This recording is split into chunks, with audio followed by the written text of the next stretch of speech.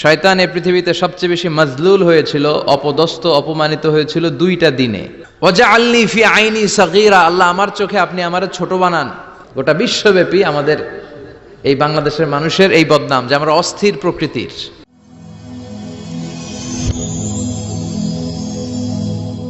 Rose TV 24.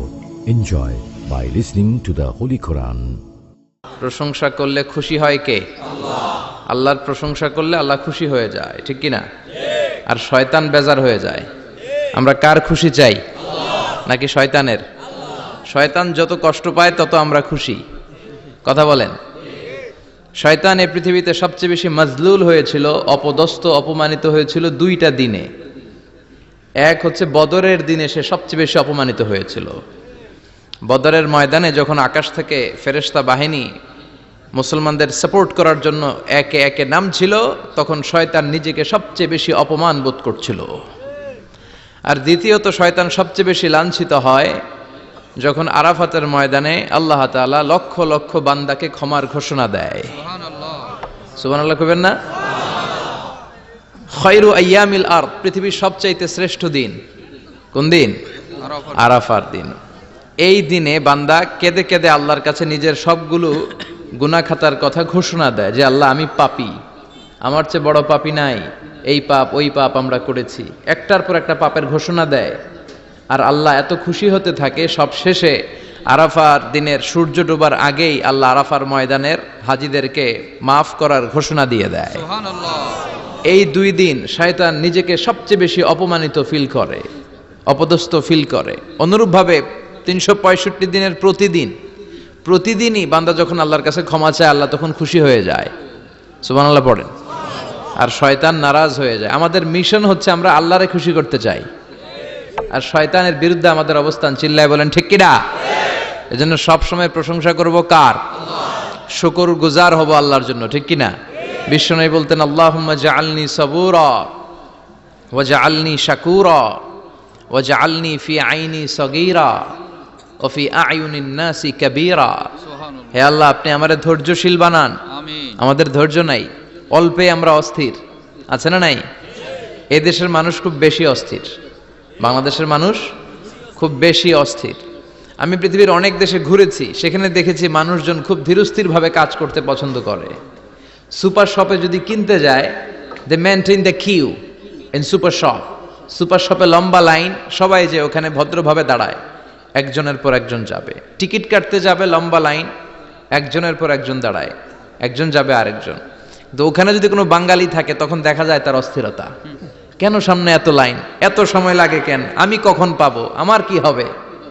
অস্থিরতা আছে না নাই? মানে সে পারে না সামনে সবাইকে ডিঙ্গিয়ে আগে যে টাকা পে করবে, আগে যে টিকিট কাটবে। এই অস্থিরতা আমাদের কমাইতে হবে, ধৈর্যশীল হতে হবে। গোটা বিশ্বব্যাপী আমাদের এই বাংলাদেশের মানুষের এই বদনাম যে আমরা অস্থির প্রকৃতির। আমরা ঠান্ডা মাথায় ভাবি না, ঠান্ডা মাথায় ভাবতে হবে, ধৈর্যশীল হতে হবে। ইন্নামা সাবরু ইনদা সাদামাতিল উলা।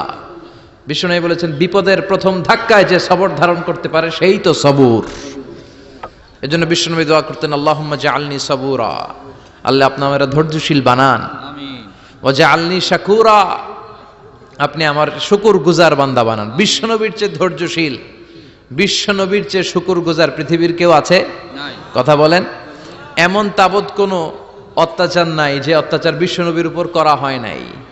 বিশ্বনবী মক্কার জামিনে যখন দাওয়াত দিতে লাগলেন, ওনারে পাগল বলা হতো, বলা হতো তুমি পাগল, বলা হতো মুহাম্মদ একটা কবি, বলা হতো মুহাম্মদ হচ্ছে গণক।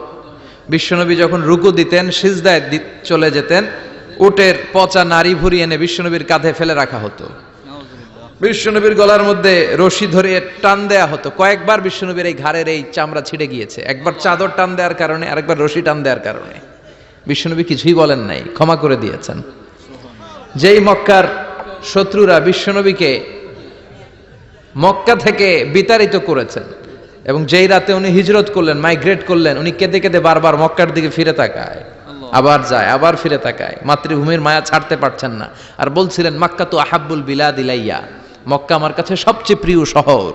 লাউলা উখরিজতু লামা খরাজতু মিনহা, আমার যদি বের করে না দেয়া হতো এই শহর থেকে, আমি কোনোদিন এই শহর থেকে বেরোতাম না। এত ভালোবাসতেন বিশ্বনবী মক্কাতুল মুকাররমাকে। ধৈর্যশীল ছিলেন। এত অত্যাচার অনাচারের পরে যখন মক্কা বিজয়ের ক্ষণ আসলো, এই মক্কাকে বিশ্বনবীর করতলগত করে দিল কে?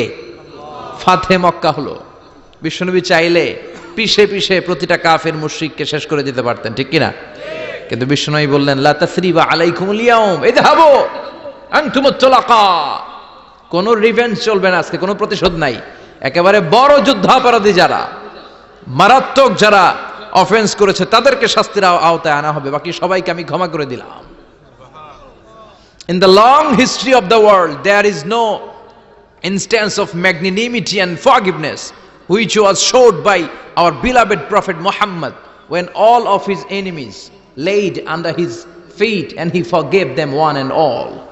পৃথিবীর গোটা পৃথিবীর ইতিহাসে এরকম নজির কোথাও পাওয়া যায় না, যাকে এত অত্যাচার করে বিতাড়িত করা হয়েছে, নির্বাসন দেয়া হয়েছে, হিজরতে বাধ্য করা হয়েছে। তিনি যখন ওই শহরকে আবার বিজয় করলেন, কাউকে আঘাত করলেন না, আগুন জ্বালিয়ে শহরটাকে জ্বালিয়ে দিলেন না, ওদের বংশকে নির্বংশ করলেন না, বরং মুচকি হেসে উনি বললেন যাও ক্ষমা করে দিলাম। কি ধৈর্যশীল ছিলেন। আবার দোয়াও করতেন আল্লাহুম্মা জাআলনি সাবুরা, আল্লাহ আপনি আমার ধৈর্য বাড়ায় দেন। ওয়া জাআলনি শাকুরা, আপনি আমার শুকরগুজার বানান। ওয়া জাআলনি ফি আইনি সাগীরা, আল্লাহ আমার চোখে আপনি আমারে ছোট বানান। ওয়া ফি আয়ুনিন নাসি কাবীর, আল্লাহ মানুষের চোখে আপনি আমারে বড় বানান। কি মানুষ ছিল, নিজের চোখে নিজে ছোট থাকতে চাইতেন। আমরা নিজের চোখে নিজের বড় মনে করি, এরকম ডাকাইত আছে না নাই? নিজেরাই নিজে মনে করে কত বড় সাহেব, লাট সাহেব। মান তাওয়াদা তারাফা, এটা হচ্ছে সুন্নাতুল্লাহি ফিল আরদ। মান তাওয়াদা তারাফা, যে নিচে নেমে থাকতে চায় আল্লাহ ওরে টেনে উপরে উঠায়, আর যে খালি উঠতে চায়, হিংসা করে অহংকার করে উপরে ঠেলতে চায়, ওরে নিচে নামায় দেয় কে? সাইয়েদনা আদমকে আল্লাহ বললেন আদম সাল্লিমা আলা উলাইকান নাফার লাম্মা খালাকাল্লাহু আদামা ওয়া কানা তুলহু 60 যিরাআন। নিচে নেমে গেলে যে উপরে ওঠে, আর উপরে উঠতে চাইলে যে নিচে নামে। উদাহরণ দেখেন, আদম আলাইহিস সালামকে তৈরির পর আল্লাহ বললেন আদম সাল্লিমা আলা উলাইকান নাফার, এই ফেরেশতাদের সালাম দাও। কি দাও? সালাম দাও। কোনো প্রশ্ন নাই, আল্লাহ সালাম দিব কেন? ফেরেশতারা আমারে দিব না কেন? আমি আগে দিব কেন? কথা আছে কোনো? যেই সালাম দিলেন, সালাম দেওয়ার সাথে সাথে ওনার মর্যাদা বাড়িয়ে দিল কে? এত মর্যাদা বাড়ালেন যে নূরের ফেরেশতারা মাটির আদমকে সেজদা দিতে বাধ্য হয়েছে। চিৎকার করে বলেন ঠিক কিনা? তুমি মাটির আদমকে প্রথম সৃষ্টি করিয়া ঘোষণা করিয়া দিলে শ্রেষ্ঠ বলিয়া, তাই তো নূরের ফেরেশতা করে আদমকে সেজদা। সবার চেয়ে সম্মান দিলে মাটির আদমকে। আল্লাহু আল্লাহু পড়েন, আল্লাহু আল্লাহু তুমি জাল্লে জালালুহু, শেষ করা তো যায় না গে তোমার গুণগান। আল্লাহু আল্লাহু, সুবহানাল্লাহ পড়েন। কি সম্মান আল্লাহ বাড়াই দিলেন। আল্লাহ বললেন আদম আজকে থেকে তুমি আশরাফুল মাখলুকাত, তুমি খলিফাতুল্লাহ ফিল আরদ, তুমি পৃথিবীতে আমার খলিফা, ভাইস জেরেন্ট অফ আল্লাহ। আল্লাহর খলিফা, আল্লাহর আহকামগুলো পালনের জন্য ভাইস জেরেন্ট। চুরি করলে হাত কেটে দাও, কার আইন? এই কাজ আদম তুমি দুনিয়াতে যেয়ে করবা। জিনা করলে ডেথ পেনাল্টি, হেড অফ, শিরোচ্ছেদ করে দাও, কার আইন? খলিফা হিসেবে মানুষ এসে করবে। মানুষকে আল্লাহ আশরাফুল মাখলুকাত বানিয়ে দিলেন, নিচু হয়েছে বড় বানিয়ে দিলেন। আর শয়তানের অবস্থা কি? শয়তানকে আল্লাহ বললেন সেজদা দে আদমকে। শয়তান যুক্তি দাঁড় করিয়েছে, খালাকতাহু মিন তিন খালাকতানি মিন নার ওয়া খালাকতাহু মিন তিন। আল্লাহ আপনি আমারে বানাইছেন আগুন দিয়া। কি দিয়া? আগুনের ধর্ম উপরের দিকে ওঠে, আর মাটির ধর্ম সে নিচে পড়ে থাকে, আমি কেন সেজদা দেব? শয়তানকে চিরকালের জন্য ইবলিস মালউন, অভিশপ্ত আর জাহান্নামী হিসেবে ঘোষণা দিয়ে দিল কে? এজন্য আপনি ছোট থাকতে চাইবেন, আপনারা বড় বানাবে কে? আর আপনি নিজে যদি বলেন আমি বড়, থাপ্পড় মেরে আপনারা নিচে নামাই দিবে কে? এজন্য বিশ্বনবী দোয়ায় বলতেন আল্লাহুম্মা জাআলনি সাবুরা ওয়াজআলনি শাকুরা ওয়াজআলনি ফি আইনি সাগীরা ওয়া ফি আয়ুনিন নাসি কাবীরা।